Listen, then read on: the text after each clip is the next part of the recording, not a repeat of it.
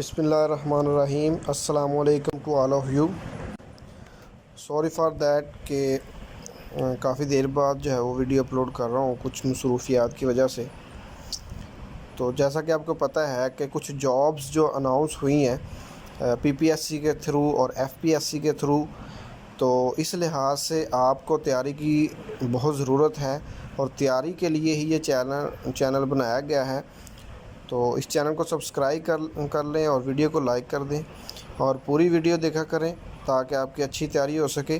आज हम पाकिस्तान अफेयर्स में जो है वो कितनी किस्म की ज़बानें कहाँ कहाँ बोली जाती हैं और उसके अलावा कौन सी जो है वो ज़बान किसके साथ बिलोंग करती है, तो ये सारी इन्फॉर्मेशन आज के इस लेक्चर में हम जो है वो आपको बताएंगे।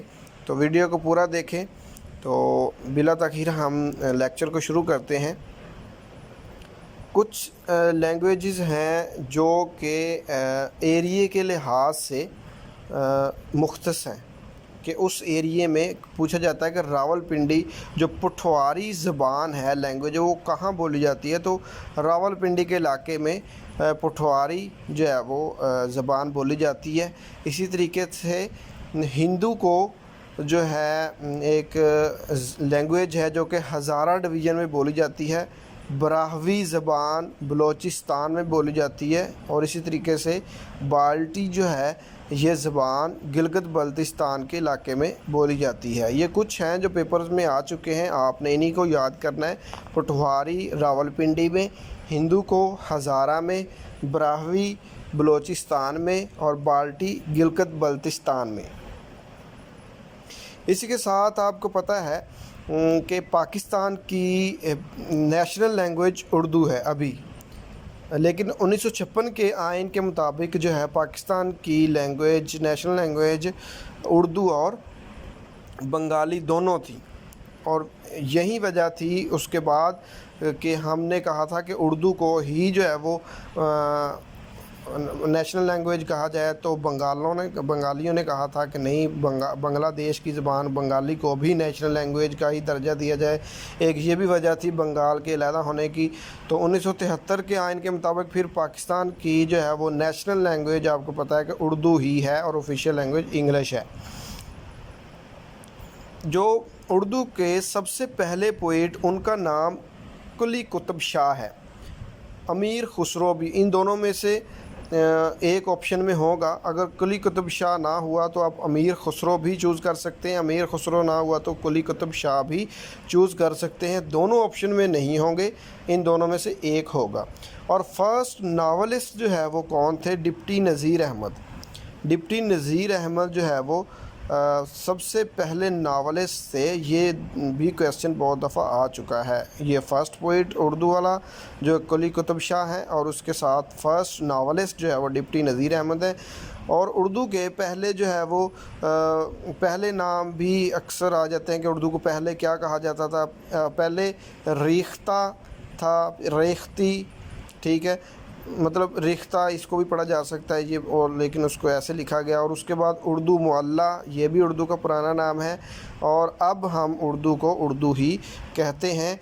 और जो लफ्ज़ उर्दू है ये तुर्किश से जो है वो बिलोंग करता है और जिसके मानी है लश्कर, ठीक है। अल्फ़ाबेट जो उर्दू के हैं, टोटल अल्फ़ाबेट 37 है। तो इसी तरीके से आपको ये भी याद रखना है कि कुरान पाक के 30वें पारे में 37 सूरतें हैं और अल्फ़ाबेट्स भी अलिफ बे जो हैं वो 37 है। पहली बुक जो उर्दू में लिखी गई दाने मजलस, पहली नसर की किताब जो लिखी गई सबरस, उसका नाम है Sabras. Total alphabet 37। First book जो है वो दान मजलस और पहली नसरी किताब जो है उसका नाम सबरस। और इनमें से जो अब हम करने लगे हैं, इनमें से एक आध क्वेश्चन जो है वो लाजमी आ जाता है, इनको अच्छे से आपने देखना है। हीर रांझा किसने लिखी? हीर रांझा वारिस शाह ने लिखी, ठीक है। हीर रांझा وارث شاہ نے لکھی تھی؟ ہیر رانجھا وارث شاہ نے لکھی تھی۔ کچھ بکس ہیں جو کہ آپ کو یاد کرنی ہے کہ وہ کنہوں نے لکھی تھی، مکس نہیں کرنا۔ سسی پنو جو ہے وہ ہاشم شاہ نے لکھی تھی، ٹھیک ہے۔ مرزا صاحبہ حافظ برخوردار نے لکھی۔ سونی مہیوال فضل شاہ نے لکھی، ٹھیک ہے۔ سیف الملوک میاں محمد بخش نے لکھی۔ کشف المجوب داتا گنج بخش علی حجویری نے لکھی۔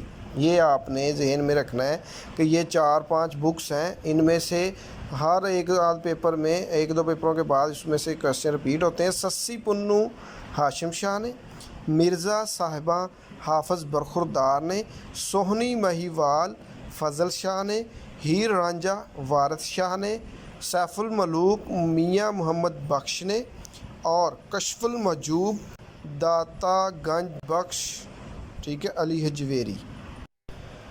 اور وارث شاہ صاحب کے متعلق آتا ہے کہ ان کا تعلق کہاں سے تھا۔ وارث شاہ صاحب کا جو ہے وہ جنہوں نے ہیر رانجھا بک لکھی، ان کا تعلق کہاں سے ہے، تو یہ جنگ سے بلونگ کرتے ہیں۔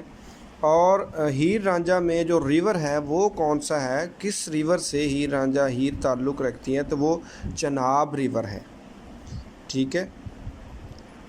وچ area is mentioned in the epic of Heer Ranjha, تو تالیاں جوگیاں جو ریور جہلم کے جو ہے وہ قریب ہے۔ اس کے بعد ہے Ajodhan. Ajodhan is old name of which city, Pakpattan کا اولڈ نام جو ہے وہ اگودھن ہے، ٹھیک ہے۔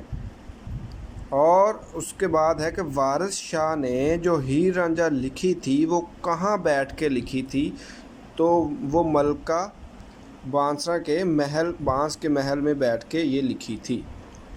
تو ہیر رانجھا وارث شاہ نے لکھی۔ ہیر جو وارث شاہ کا تعلق جنگ سے ہے، اور ہیر کا تعلق جو ریور ہے چناب سے ہے، اور پاک پتن کا پرانا نام اگودھن ہے، اور وارث شاہ نے ہیر رانجھا جو ہے وہ ملکہ بانس کے محل میں بیٹھ کے لکھی تھی۔